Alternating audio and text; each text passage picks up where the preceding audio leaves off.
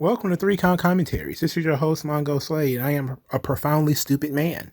I truly believed that because TNA was doing a 20th anniversary show, that something major would occur on this show. Well, I hadn't been following the product for a little while. I mean, TNA is kind of boring. So I was like, well, what's going on?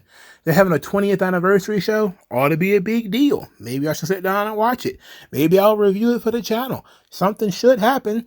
Then I started seeing leading up to it that Dave Sahadi, who was the creative director for TNA for 18 years, leaves the company. Several other people have left the company, and I'm like, what's going on? Then the show airs, and it's one of the worst shows I've ever seen.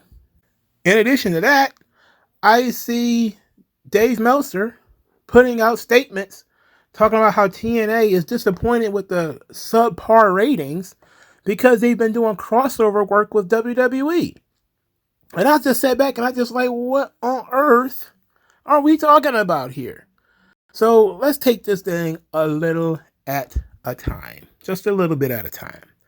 Let's talk about the major departure of TNA from Dave Sahadi. Dave Sahadi worked for WWE from 1992 to 2003. He was one of the production guys who went from NBC Sports in the late 80s to the WWE in the early 90s.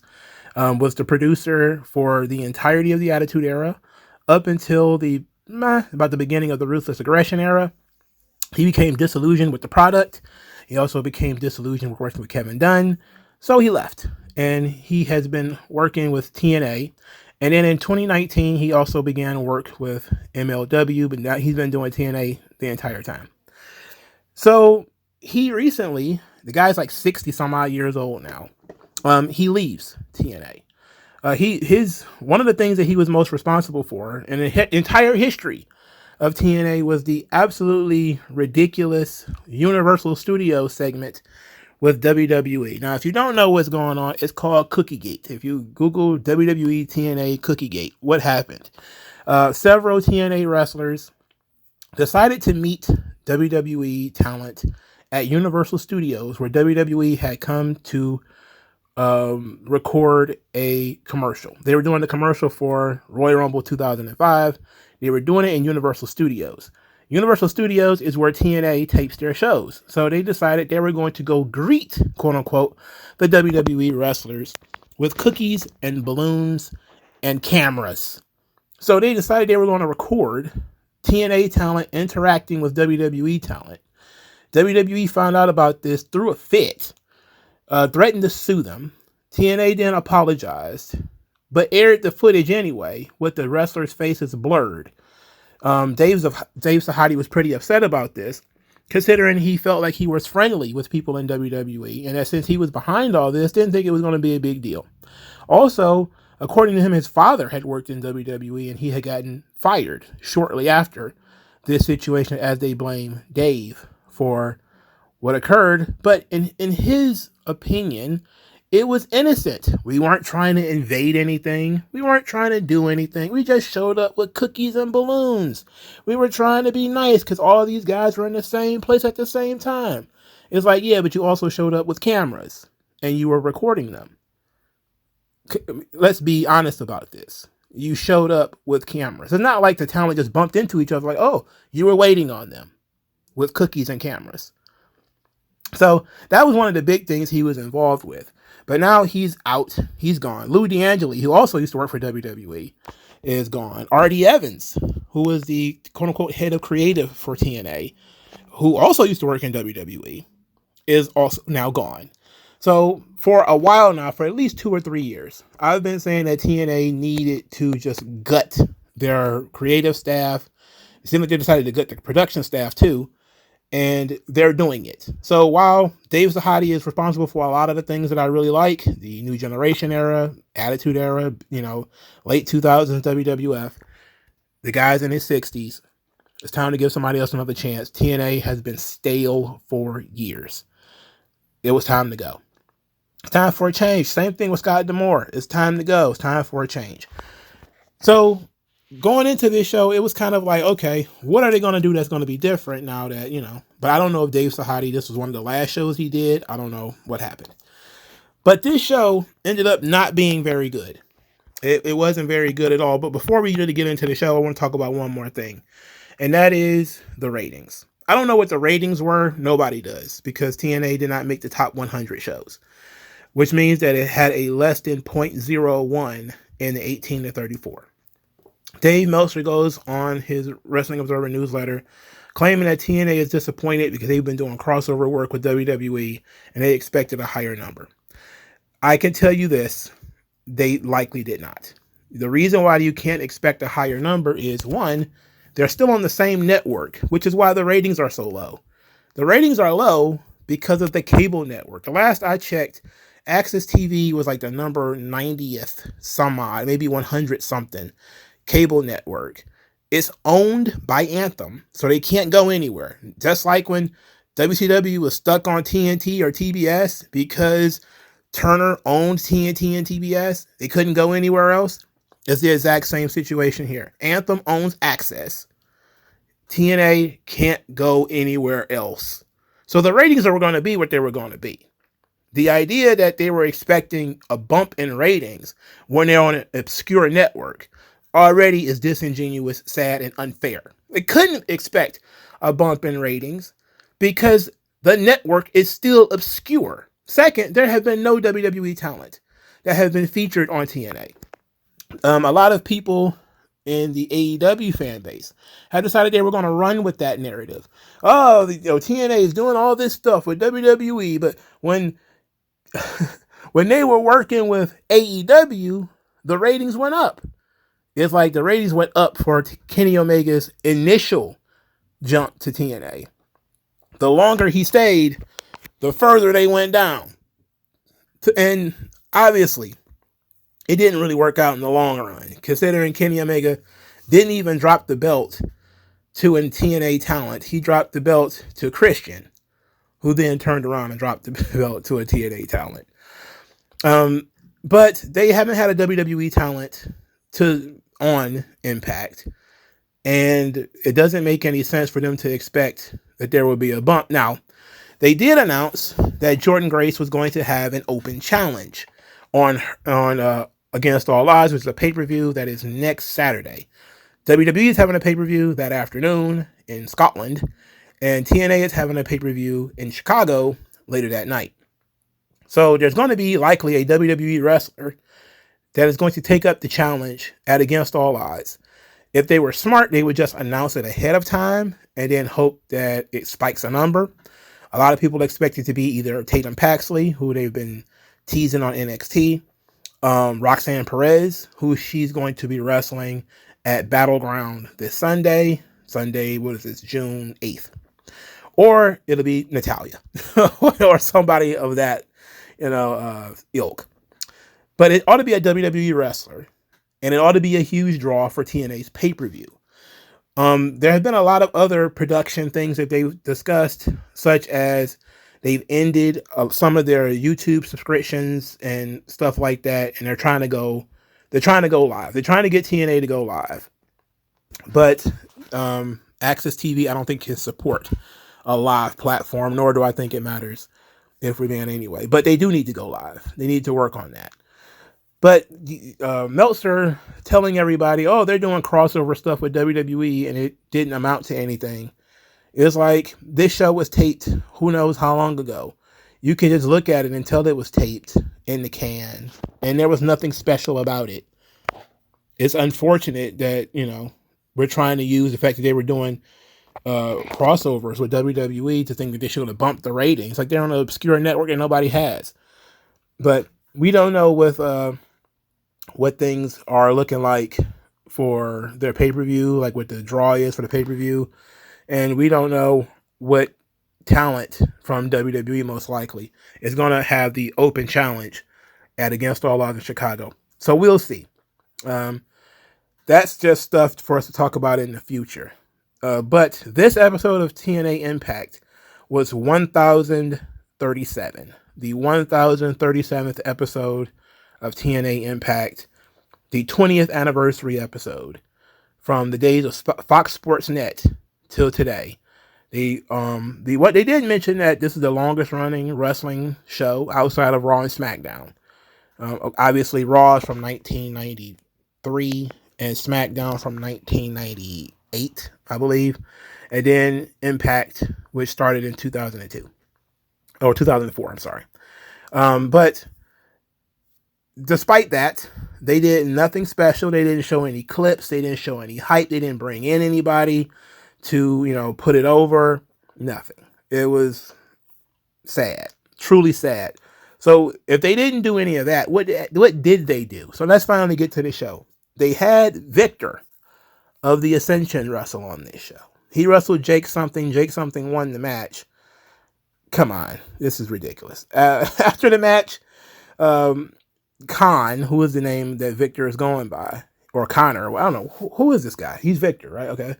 So he was going to break Jake something's neck, but then Eric Young missed his spot, and Khan had to hold him. Okay, here comes Eric Young to stop it.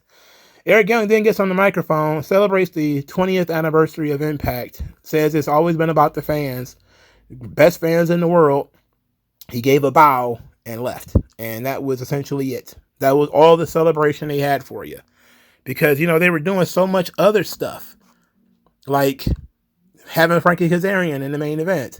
Frankie Kazarian, who made a deal with the system, that would be Moose, basically, that if he takes out Nick Namath, he'll get a championship match. Well, he failed. Nick Namath defeated Frankie Kazarian in the main event. The match was as dry as a rice cake, because who in the hell thought that Frankie Kazarian was going to win this match? Nobody. Afterwards, Joe Hendry had to save Nick Namath and Ryan Namath after they got jumped by the system, and even they got beat up.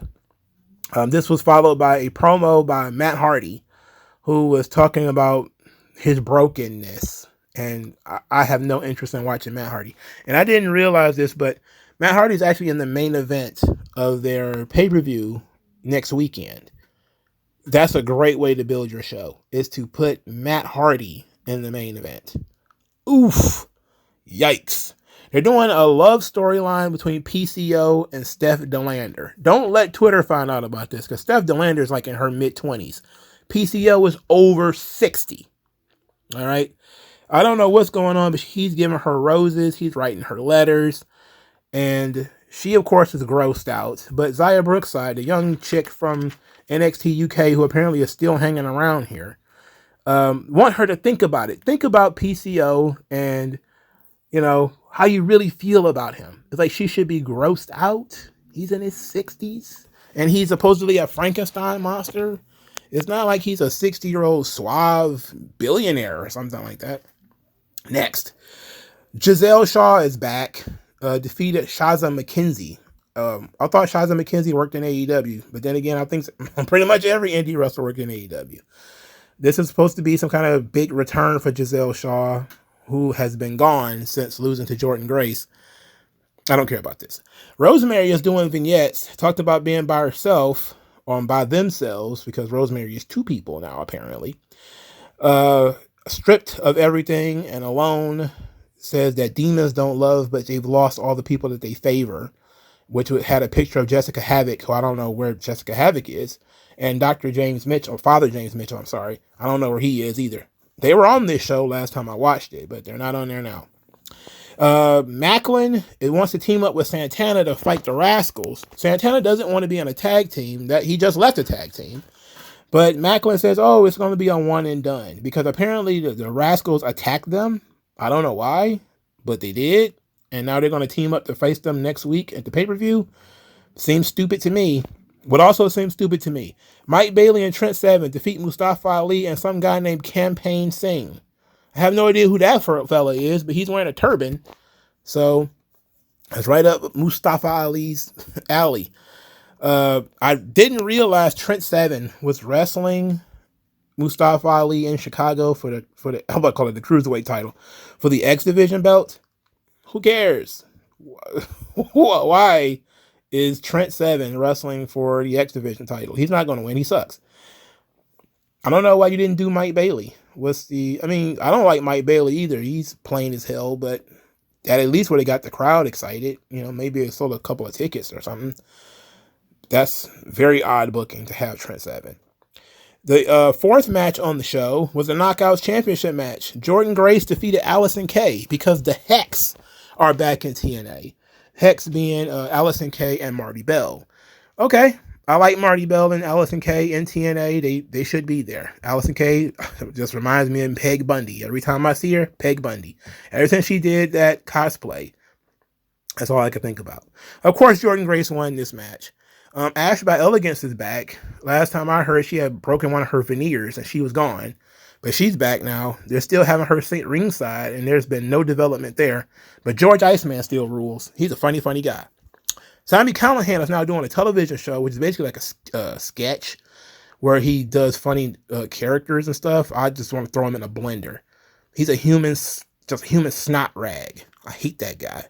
The Digital Media Championship, AJ Francis defeated Laredo Kid because Laredo Kid apparently is the shits the way that TNA treats him, even though he's not. He's actually very good if you've seen him in AAA. AJ Francis, however, is the shits. He's a wildebeest on stilts. This guy sucks, and he is now the Digital Media Champion. Not like it matters. That title is garbage. So, AJ Francis, that's who they're hitching their wagon to. Okie dokie. I guess poor Laredo Kid just couldn't cut the mustard, even as a Digital Media Champion. Boy, the Latinos are having a rough week. Latinos are having a rough go of it this year. They were booked better 2 years ago. Pretty much every Latino wrestler I could think of was booked better 2 years ago than they are now. Anyway, that was the show. So, it was terrible. It was a terrible show. You know, none of the matches really clicked. It seemed like that tag match between Mustafa Ali and Campaign Singh versus Trent Seven and Mike Bailey went on forever. But I didn't care about what's going to happen. You know, a lot of the people that I was, kind of trying to follow are not there. ABC, I don't know where they are. So I'm just kind of sitting here like, well, this was the show they presented.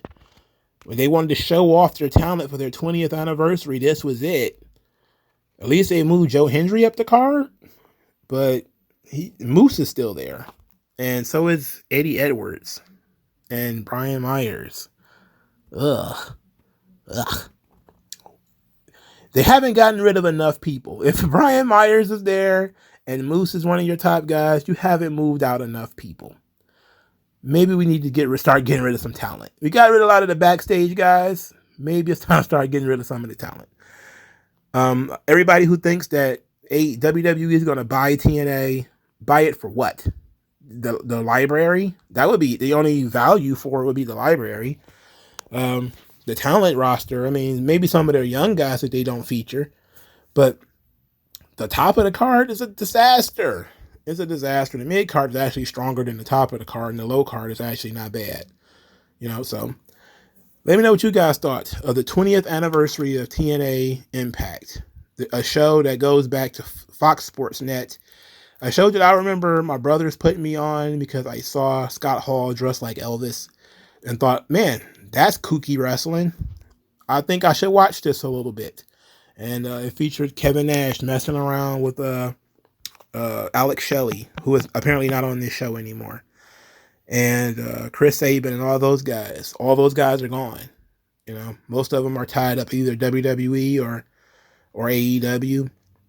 A lot of you would think that they were doing a 20th anniversary show. They would ask people like Jeremy Borash, who works in WWE, Abyss, who works in WWE, Petey Williams, who I think also works in WWE, to send like messages saying, hey, thanks for the 20th anniversary, blah, blah, blah, blah, blah. We were doing incredible stuff for TNA and glad that it's still around, yada, yada, yada.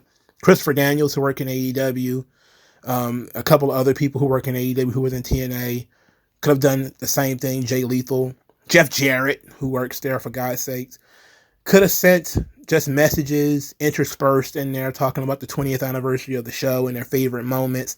That would have made the show feel so much better. It would have been a feel-good show. Even with a weak card and you don't want to watch none of these talent, you could have at least had segments where people like Ken Shamrock, who had been featured on the show, Kurt Angle or whatever, could have talked about it, Sting, and talked about how important TNA is, or how important Impact was, and the highest of the highs, and how, it's going to get back there one day, to give the fans some level of hope. But no, more Rosemary, more Moose, more of the same shit it's been since 2018 or 2019 or something. I feel bad for you. I feel bad for you, TNA fans. Like, share, subscribe. I'll talk to you guys later.